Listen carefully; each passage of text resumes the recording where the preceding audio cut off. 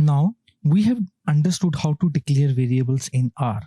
Now I'm going to discuss how we can remove variable from memory. For example, I discussed how we can declare variables.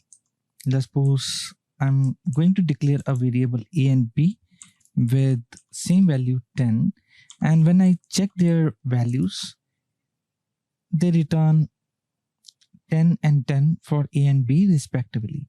Now I wish to remove variable a from memory. For that, I will make use of rm function, which is going to remove a from the memory. Now it has been removed. Let's see whether a is available. Now it says that a is not found. In order to see what are variables that we have declared, we can make use of ls function, which says that we have variable b, c, and price available with us. In order to remove all the variables that we have declared so far, we can make use of rm again, and to this I will pass ls. Basically, I will have to pass variables as list.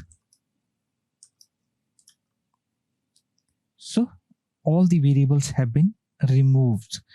So this is another way that we can make use of removing variables from the memory.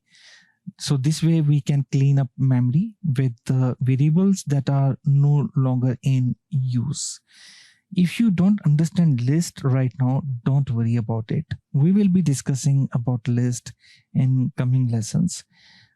As of now, just I wanted to discuss how we can get all the variables available with us in list and get it removed.